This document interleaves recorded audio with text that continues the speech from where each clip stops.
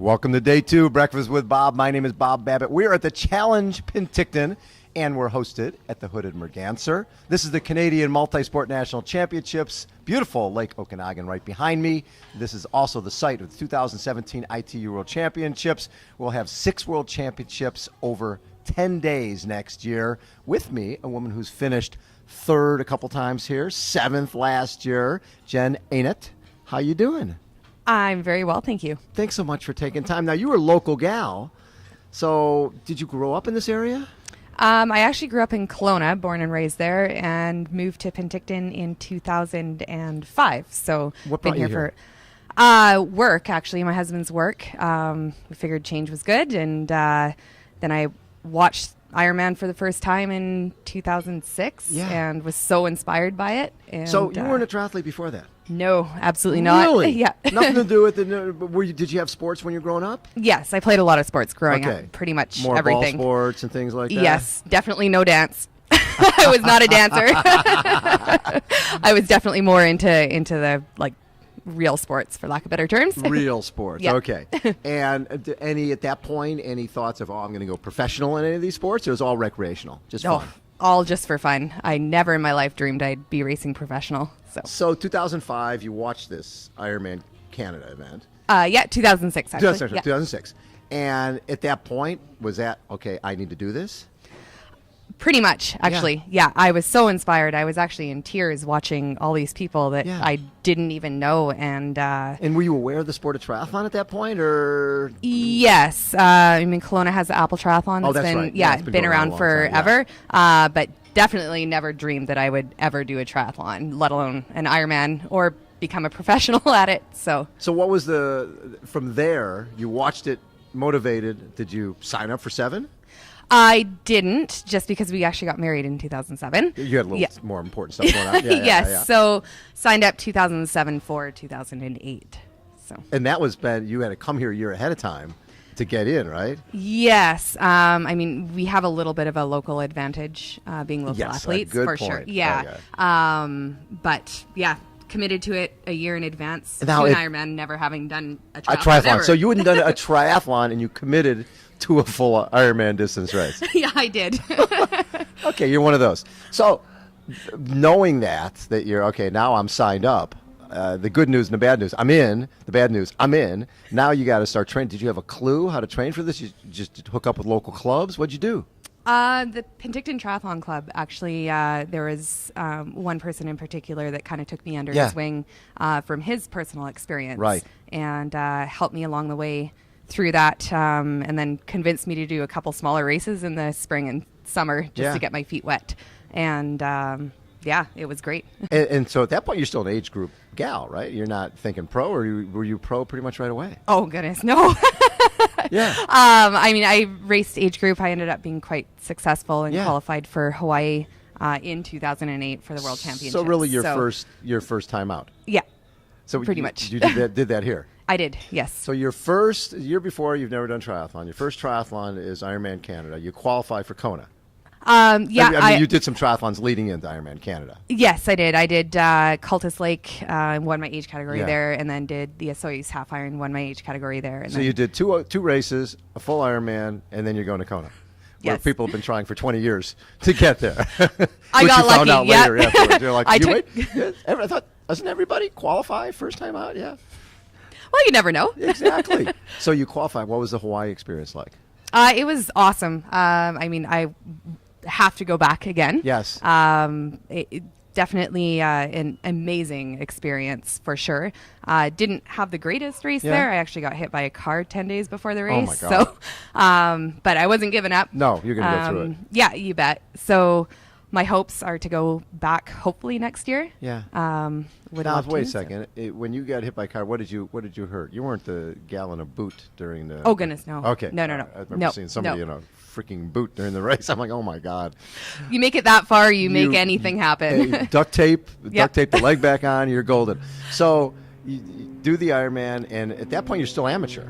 Yes. Okay. Yeah. When did all of a sudden you think, well, I might as well turn pro here? This is sort of fun. 2013, actually, the first year that Challenge was here. Yeah. I came back to racing after having my son in 2012, and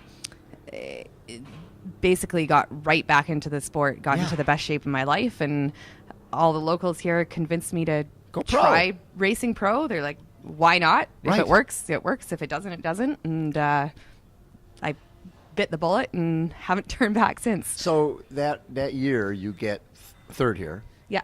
In your home, basically, your place where you're living. And Jeff Simons wins. Yeah. So a couple of locals on the podium. How cool is it running through these streets? You know, not just during Ironman Canada when you're racing and you're back with the age groupers, but you're up with the lead. That must have been amazing. Absolutely awesome. I mean, there's nothing like racing locally. Yeah.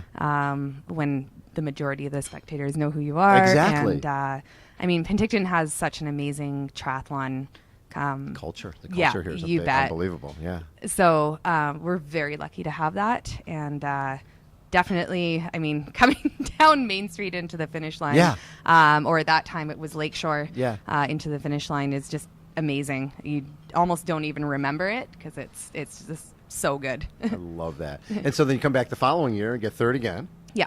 Which is awesome. Yeah. And then last year when you were telling me, so I did, I went to Coeur d'Alene. Didn't have a great one. It was hot, really hot, right? Yeah. Oh, hot doesn't even describe it. Yeah, it was brutal, right? Yes, it was. So if that's a full, and then you go to Whistler, and that's a full as well. That's a full, and that's in July. Yeah. And you get third there. I did. Yes. Yeah, that's awesome. And then what? A month later, a month and a half later, you come here and get seventh. So 3 full Ironmans in a couple of months. Yes. Actually, last year, the race here was a half. Oh, it was a half. Okay. Yeah, okay. for the pros. That's right. That's right. Yeah, you bet. But 3 basically long-distance races within 2 months. How was your body after that? I mean, it was tired, for sure. It wasn't that bad. Wasn't that bad? No. Okay. You get used to it, training so much. I mean, this year I did 3 halves in a month through June and the beginning of July. And you just kind of train through it. And, I mean, obviously tired, but I mean, going into off season a little bit for us here. Yes. Unfortunately, we don't have summer all year round. What? They told us the weather was like this all year long here. I wish. Yeah. So you were racing on Sunday, and the distances are unique. It's ITU World Championship distance, so it's 3K, 120K, 30K. Yes. Do you like that? It's sort of in between the half and the full. Never raced it before. Yeah. I really don't know what to expect, to be honest. It's it definitely cannot race as hard as a half, but you don't want to take it as easy as a full. So it'll be very interesting to see what the outcome is. That last 10K of the run is going to be definitely the testing point. No matter what the distances are, the last 10K is always where you find out where you stand. Oh, it totally is, even in a marathon or in an Ironman for sure. So what is it about this sport? Because you're a mom, I'm sure. You want your son to see, hey, this is a cool lifestyle. These are cool people to hang around with, and it's wonderful to be fit and wonderful. This is a lifetime sport, right? Yes. I'm assuming that's part of the draw for you. Absolutely. I'm, for lack of better terms, probably pretty much addicted to seeing how far you can really push the body. Yeah.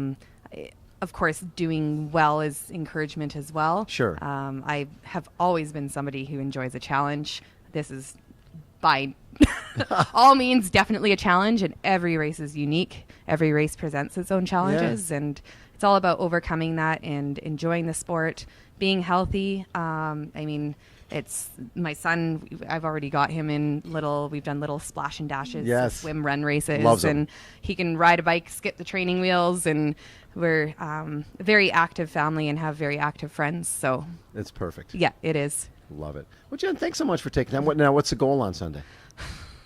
Am I allowed to say that? Of course. Nobody's watching. That's supposed to be a secret, right? Top 3 would be awesome. Yeah. I'm really not quite sure what to expect. this wasn't necessarily an A race for me, but I'm going to shoot for the best, and I would love for top 3. Obviously, a win would be great, but Love it. happy with top 3. Perfect. So Jen, thanks so much for taking time. Hopefully, we'll be chatting on Sunday. I hope so, too. Thank you very much. We are again at the Challenge Penticton. My name is Bob Babbitt. Hold on, everybody. We will be right back.